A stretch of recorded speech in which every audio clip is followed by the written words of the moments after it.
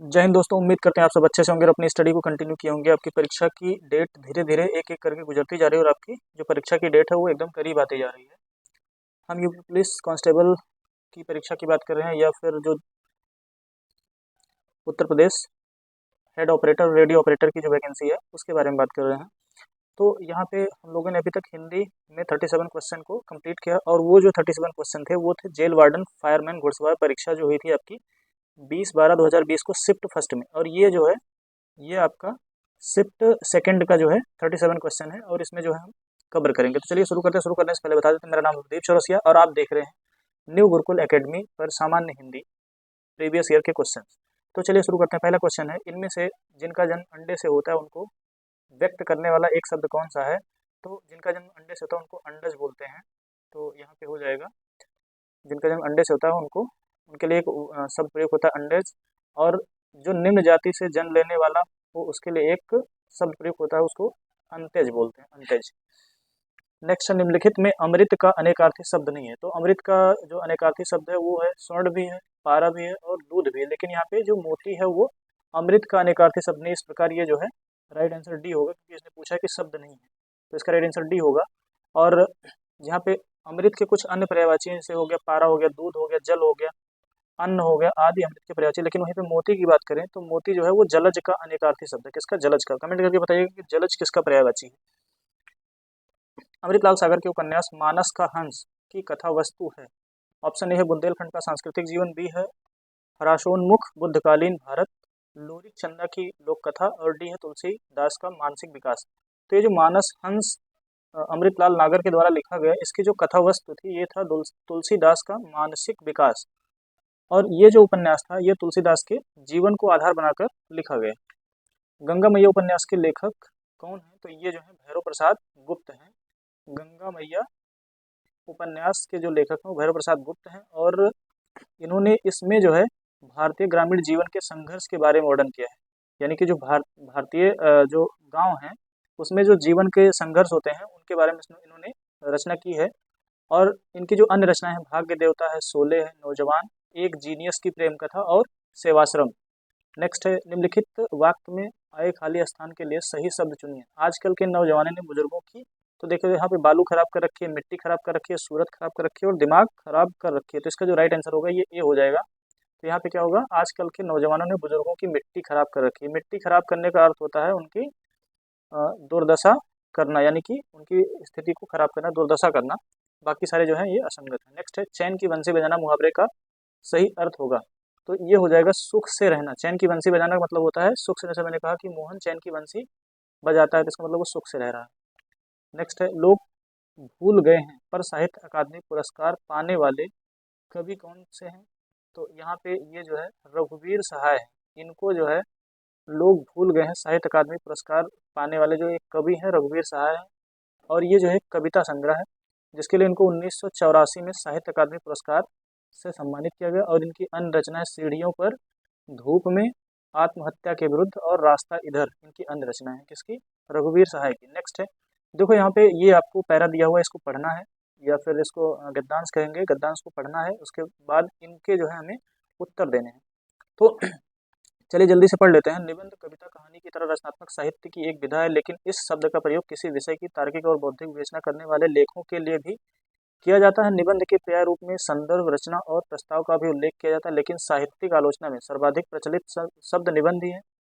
इसे अंग्रेजी के कंपोजिशन और एस्से के अर्थ में ग्रहण किया जाता है। आचार्य हजारी प्रसाद द्विवेदी के अनुसार संस्कृत में भी निबंध का साहित्य है। प्राचीन संस्कृत साहित्य के उन निबंधों में धर्मशास्त्रीय सिद्धांतों की तार्किक व्याख्या की जाती है। उनमें व्यक्तित्व की विशेषता नहीं होती, किंतु वर्तमान काल के निबंध संस्कृत के निबंधों से ठीक उल्टे हैं। उनमें व्यक्तित्व या व्यक्तिकता का गुण सर्वप्रधान है।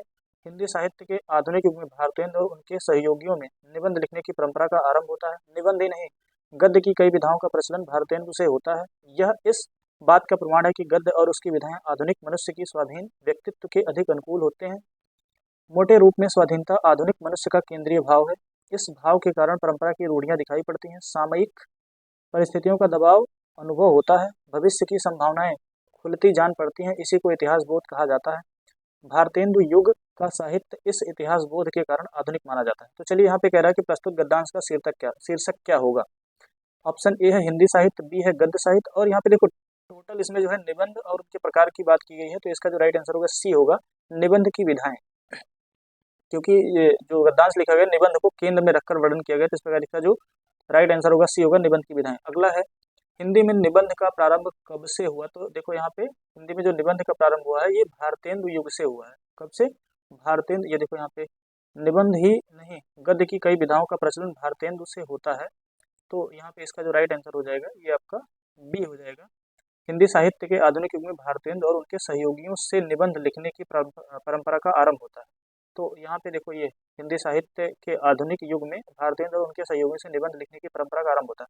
तो दोस्तों इसमें करना क्या है कि जो गद्यांश दिया रहेगा हमें उसी में से उसके आंसर को खोजना है और उसके टिक करना है, तो इसका राइट आंसर बी होगा। नेक्स्ट है निबंध के संदर्भ में असत्य कथन है। निबंध को अंग्रेजी में कंपोजिशन और एस्से के अर्थ में ग्रहण किया जाता है, तो ये वाला देखो यहाँ पे ये लिखा हुआ है, इसका मतलब ये सही है।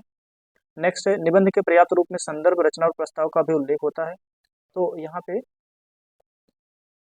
कह रहा है कि संबंध और संदर्भ, रचना और प्रस्ताव का भी उल्लेख किया जाता है, ये भी आपका सही है। देखो यहाँ निबंध के पर्याय रूप में संदर्भ, रचना और प्रस्ताव का भी उल्लेख मिलता है, ये भी सही है।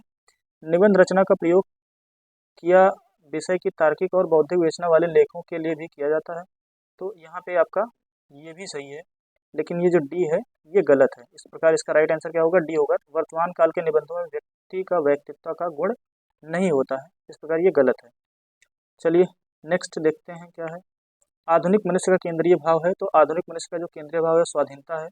यहाँ पे आप देख सकते हैं, देखिए मोटे रूप में स्वाधीनता आधुनिक मनुष्य का केंद्रीय भाव है। फिर नेक्स्ट भारतेंदु और उनके युग के संदर्भ में सत्य कथन है, तो जो इसका राइट आंसर बी है। हिंदी साहित्य में भारतेंदु और उनके सहयोगियों से निबंध लिखने की परंपरा का आरंभ होता है, ये देखिए यहाँ पे हिंदी साहित्य में आधुनिक युग में भारतेंदु और उनके सहयोगियों से निबंध लिखने की परंपरा का आरंभ होता है, इस प्रकार ये बी वाला राइट आंसर होगा। नेक्स्ट है इनमें से उसी समय का को व्यक्त करने वाला एक शब्द है, तो उसी समय जैसे मैंने कहा कि 1971 में भारत की तत्कालीन प्रधानमंत्री श्रीमती इंदिरा गांधी थी, तो इसका मतलब वो उस समय की बात कर रहे हैं, तो इसके लिए एक शब्द प्रयोग होता है तात्कालीन। नेक्स्ट कृत प्रत्ययों के संयोग से बनने वाली क्रिया को कहते हैं, तो यहाँ पे कृत प्रत्ययों से बनने वाली जो क्रिया होती है उसको बोलते हैं कृदंत, और इसे क्रियान्वाचक शब्द भी कहते हैं, जैसे गवैया हो गया, बनावट, ढकना, त्यागी आदि। कृदंत जो है मुख्यतः 6 प्रकार के होते हैं। भाववाचक कृदंत, कृत्रवाचक कृदंत, कर्मवाचक कृदंत, कारणवाचक कृदंत। तो यहाँ पे देखो भाव, कर्त, कर्म और कारण, और यहाँ पे कर्तवाचक कृदंतीय विशेषण और क्रियाद्योतक कृदंतीय विशेषण। श्री कृष्ण के सुन वचन, अर्जुन क्रोध से जलने लगे, सब शोक अपना भूल कर करतल युगल मनने लगे, संसार देखे अब हमारे, शत्रु रण में मृत पड़े, करते हुए यह घोषणा हुए हो गए उस कर खड़े। तो इसका जो पूछ रहा है कि इसमें कौन सा रस है, तो ये रौद्र रस है। रौद्र रस कब होता है कि जब जिस काव्य को पढ़ने या सुनने से क्रोध की अनुभूति होती है उसको रौद्र रस कहते हैं, और रौद्र रस जो होता है उसमें स्थायी भाव क्रोध होता है। निम्नलिखित कौन सा विकल्प विराम भेद और उसके चिन्ह को सुमेलित नहीं करता, तो पूर्ण विराम का जो है ऐसे होता है, ये सही है। अल्प विराम के लिए एक ऐसे अंग्रेजी में बोलते हैं ना कॉमा लगाया जाता है, और योजक चिन्ह जो योजक चिन्ह होता है वो ऐसे लगाया जाता है, ना कि एक पॉइंट। ये इस प्रकार ये वाला जो है राइट आंसर होगा, क्योंकि ये गलत है। बाकी उद्धरण चिन्ह, तो उद्धरण चिन्ह 2 प्रकार के होते हैं, एक होता है एकहरा उद्धरण चिन्ह और एक होता है दोहरा उद्धरण चिन्ह। तो ये जो है आपका यहाँ पे, तो एकहरा होता है वो किसी व्यक्ति का नाम या फिर रचना ये सब व्यक्त करने के लिए किया जाता है, लेकिन जो दोहरा उद्धरण चिन्ह होता है वो किसी व्यक्ति को ठीक उसी के शब्दों में लिखने के लिए यहाँ पे दोहरा उद्धरण चिन्ह का प्रयोग किया जाता है। तो ये योजक चिन्ह जो होता है ये ऐसे होता है, यहाँ पे ये ऐसे योजक चिन्ह ऐसे होता है, तो ये जो है सी इसका राइट आंसर होगा। निम्नलिखित वाक्य में आए खाली स्थान के लिए सही शब्द चुनिए। जिसने गुलाबी कमीज पहनी है, तो यहाँ पे उसका नाम श्याम है, तो ये आपका बी होगा, बाकी सारे गलत हैं। नेक्स्ट है चाबुक निबंध संग्रह के रचनाकार है, तो इसका जो राइट आंसर होगा चाबुक जो है सूर्यकांत त्रिपाठी के द्वारा लिखा गया, और ये जो है निबंध संग्रह है। निराला जी की जो अन्य रचनाएं हैं उसमें अनामिका है, परिमल है, जूही की कली और राम की शक्ति पूजा। बताइए निराला जी कहाँ से संबंधित, यानी कि उत्तर प्रदेश के किस शहर से उनका ज़्यादा लगाव था, आप लोग कमेंट करके जरूर बताइएगा। नेक्स्ट है भोर बिहान निशांत, निम्नलिखित में से किसके पर्यायवाची शब्द हैं, तो ये जो है प्रभात का। देखो भोर मतलब होता है सुबह, बिहान मतलब होता है ये भी सुबह, निशांत निशा प्लस अंत, निशा मतलब रात, रात्रि का अंत मतलब सुबह के समय रात्रि का अंत होता है, तो ये निशांत। तो इस प्रकार ये प्रभात हो जाएगा। वहीं पे अगर हम दिन के पर्यायवाची की बात करें तो दिन का जो पर्यायवाची होता है वासर होता है, दिवस होता है, दिवा होता है, वार होता है, सर रविवार सोमवार, तो ये जो है वार जो है इसका मतलब दिन होता है आज। वहीं पे संध्या के पर्यायवाची की बात करें तो इसका मतलब होता है दिनांत, सायंकाल, गोधूली, प्रदोष काल और सांझ। देखो यहाँ पे दिनांत, वहाँ पे निशांत था, यहाँ पे दिनांत, संध्या मतलब दिन का अंत, तो वो दिनांत हो जाएगा। तुलसीकृत शब्द का समान विग्रह, यहाँ पे समास होगा, समान नहीं होगा, ये मिसप्रिंट है। हाँ, समास विग्रह करने पर कारण कारक, करण कारक की कौन सी विभक्ति मिलती है, तो यहाँ पे तुलसीकृत मतलब तुलसी द्वारा कृत, तो ये तुलसी के द्वारा कृत हो गया, यानी कि जो कि तत्पुरुष समास के करण कारक की विभक्ति है। शेष विकल्प जो है वो असंगत है। अब देखो यहाँ पे का जो होता है ये संबंध कारक को प्रदर्शित करता है, वहीं पर में और जो पर होता है वो अधिकरण कारक की विभक्ति को प्रदर्शित करता है। नेक्स्ट, निम्नलिखित में कौन सा विकल्प वाक्यांश और उनके लिए एक शब्द की सही बोली नहीं है। जो बहुत अधिक बोलता है उसको वाचाल बोलते हैं, जो कुछ नहीं जानता उसको अक्ष बोलते हैं, जो मापा ना जा सके उसे अपरिमेय बोलते हैं, जो अनुकरण करने योग्य हो उसके लिए एक शब्द प्रयोग होता है अनुकरणीय, अनुकरणीय, लेकिन यहाँ पे क्या लिखा है विश्वसनीय। इस प्रकार ये डी जो है ये गलत है, बाकी सारे सही है। जो भेदा ना जा सके वाक्यांश के लिए एक शब्द है, तो जो भेदा ना जा सके उसको बोलते हैं अभेद्य। और जो सर्वशक्ति संपन्न हो उसके लिए एक शब्द होता है सर्वशक्तिमान। जो पुरुष लोहे की तरह बलिष्ठ हो उसको बोलते हैं लौह पुरुष। और जिसे भेदना या तोड़ना कठिन हो उसको बोलते हैं दुर्भेद्य। देखो उसे भेदा जा सकता है लेकिन कठिनता के साथ भेदा जा सकता है, तो इसलिए उसको क्या बोलते हैं दुर्भेद्य। और जो भेदा ही ना जा सके उसके लिए अभेद्य। इसको थोड़ा सा आप लोग क्लियर कर लीजिएगा। नेक्स्ट है ब्याल, उरग, पन्नग, निम्नलिखित में से किसके पर्यायवाची हैं, तो ये जो है सांप के पर्यायवाची हैं। और सांप को जो है अहि भी कहा जाता है, अहि, नाग, तो ये सब। और सांप के पर्यायवाची कौन कौन से आप लोग कमेंट करके जरूर बताएगा। हाथी के पर्यायवाची के गज है, कुंजर है, मतंड है, बितुंड है, द्वीप है, गयंद है, ये सब हाथी के पर्यायवाची हैं। दोस्तों आप लोग कमेंट करके बताइएगा कि बंदर का पर्यायवाची कौन कौन सा होगा, बंदर का पर्यायवाची। वहीं पे भौरे का जो पर्यायवाची होगा मधुकर होगा, अली होगा, भृंग होगा, मधुराज, मधु, ये सब जो है भौरे के। आप लोग बताइए कि ये अली जो है इसका मतलब क्या होता है। नेक्स्ट है यहाँ पढ़ा नहीं जाता वाक्य में कौन सा वाच्य प्रयुक्त हुआ है, तो यहाँ पढ़ा नहीं जाता तो यहाँ पे भाववाच्य प्रयुक्त हुआ है। तो भाववाच्य जो यानी कि जो वाच्य होते हैं वो तीन प्रकार के होते हैं, कर्तृवाच्य, कर्मवाच्य और भाववाच्य। क्रिया के उस रूपांतर को जिसमें यह ज्ञात होता है कि क्रियाओं में न तो कर्ता की प्रधानता है और न कर्म की प्रधानता है, केवल भाव प्रधानता है, तो उसे भाववाच्य कहते हैं। यानी कि न वहाँ पे क्या हो कर्म, यहाँ पे वाच्य जो है तीन प्रकार के होते हैं, कर्तृवाच्य, कर्मवाच्य और भाववाच्य। तो क्रिया के उस रूपांतर को जिसमें यह ज्ञात होता है कि क्रियाओं में न तो कर्ता की प्रधानता और न तो कर्म की प्रधानता है, तो केवल जो है भाव की प्रधानता होती है, तो उसको बोलते हैं भाववाच्य। जैसे मुझसे लिखा नहीं जाता, उससे चला नहीं जाता, तो इसका जो राइट आंसर होगा यहाँ पे ये बी हो जाएगा। नेक्स्ट है निम्नलिखित कौन सा उपन्यासकार साहित्य अकादमी पुरस्कार से सम्मानित नहीं है, तो इसका राइट आंसर होगा मन्नू भंडारी। मन्नू भंडारी को जो है साहित्य अकादमी पुरस्कार नहीं दिया गया था, या फिर इनको नहीं मिला था। भगवती चरण शर्मा वर्मा को, भगवती चरण वर्मा को जो है उनका उपन्यास था भूले बिसरे चित्र के लिए 1961 में जो है साहित्य अकादमी पुरस्कार दिया गया। वहीं पे जैनेन्द्र कुमार को मुक्ति बोध के लिए 1966 में, और अमृतलाल नागर को अमृत और विष के लिए 1967 में साहित्य अकादमी पुरस्कार दिया गया। नेक्स्ट है निम्नलिखित में से कौन सा विकल्प शब्द और उनके अनेकार्थक शब्दों की सही जोड़ी नहीं है। यहाँ पे अंक चिन्ह, भाग्य, कोट किला एक प्रकार का वस्त्र, बलि उपहार, ये जो है कर, और सर श्रद्धेय तालाब, तो यहाँ पे जो ये डी वाला है ये आपका राइट आंसर होगा, क्योंकि सर श्रद्धेय तालाब अनेकार्थी शब्दों की सही जोड़ी नहीं है, बाकी जो है सब वो सही रूप से जोड़े गए हैं। 27 नंबर निम्नलिखित में असत्य कथन की पहचान कीजिए। व्यंजन वर्ग के, जैसे मान लो यहाँ पे व्यंजन लिखा है का, खा, गा, घा और अंगा, मतलब किसी भी वर्ग में 5 वर्ण होते हैं, ठीक है। तो यहाँ पे कह रहा है कि व्यंजन वर्ग के तीसरे, चौथे और पांचवे व्यंजन को सघोष कहते हैं। किसको, ये जो है ये आपका सघोष कहलाता है। जैसे मान लो यहाँ पे लिखा है का, खा, गा, घा और अंगा, ठीक है। और ये जो पहला और दूसरा होता है इसको अघोष कहते हैं, इसको अघोष कहा जाता है।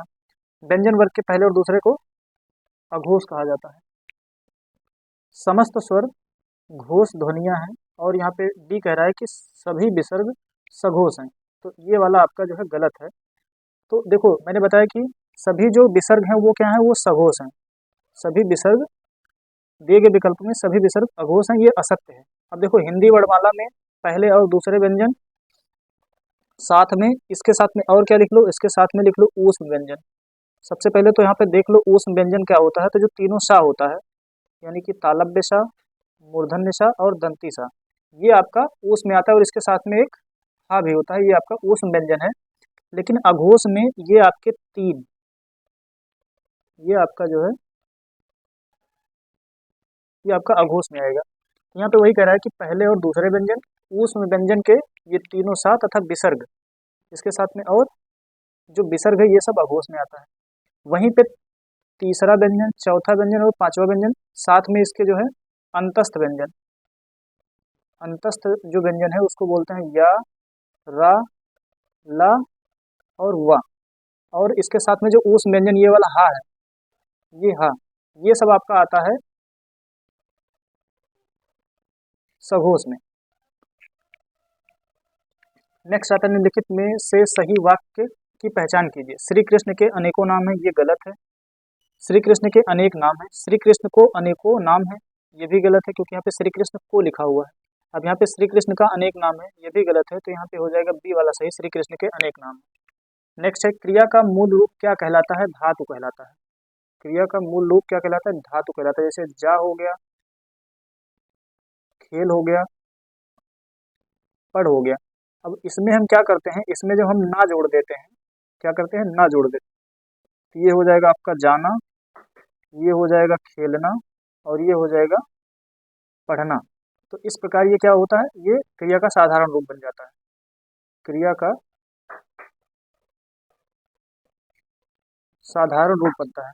नेक्स्ट है निम्नलिखित व्यंजनों में नासिक के व्यंजन है। तो आपका जो ना है ये नासिक के व्यंजन है, शेष सभी जो है असंगत है। चा जो है स्पर्शी व्यंजन है और सा जो है ऊष्म व्यंजन। अभी मैंने पहले ही बताया कि जो ऊष्म व्यंजन है वो कौन कौन से हैं, आपके तीनों सा, ये तालव्य सा, दंती सा, मूर्धा सा और हा, ये आपके जो है ऊष्म व्यंजन है और इनका जो उच्चारण स्थान है वो तालव्य है।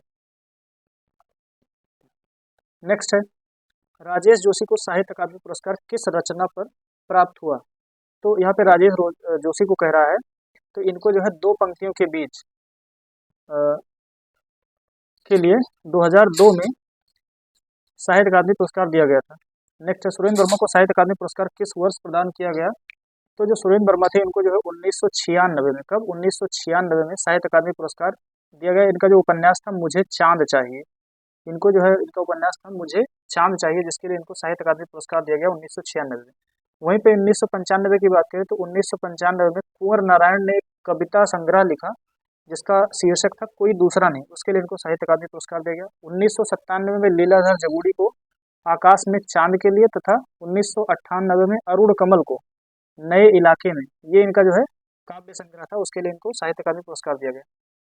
33 में देखते हैं निम्नलिखित में से सही वाक्य की पहचान कीजिए।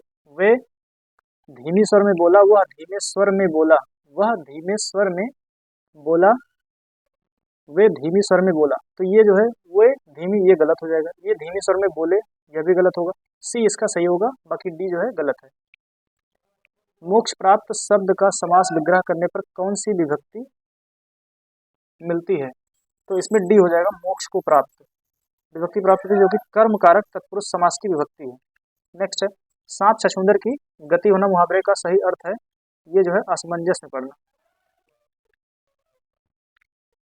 नेक्स्ट निम्नलिखित में से कौन सा विकल्प सुमेलित नहीं है। अनुप्रास समान आवृत्तियों, समान व्यंजनों की आवृत्ति होता है, तो ये सही है। श्लेष, श्लेष एक शब्द के दो या दो से अधिक अर्थ निकालते हैं, तो ये भी सही है। उत्प्रेक्ष उपमेय में, उत्प्रेक्ष जो होता है उपमेय में अपमान की, उपमेय में उपमान की कल्पना या संभावना प्रकट की जाए, तो ये जो है सही है। संदेह, जहाँ उपमान में उपमेय का संदेह प्रकट किया जाता है, तो ये जो है ये डी जो है सही सुमेलित नहीं है। जहाँ किसी वस्तु को देखकर तत्सदृश अन्य वस्तु के संशय होने का चमत्कार पूर्ण वर्णन हो, वहाँ संदेह अलंकार होता है। जैसे यह काया है या शेष उसी की छाया है। नेक्स्ट है भाव विलास और रस विलास कृति के लेखक हैं, तो ये जो है डी है।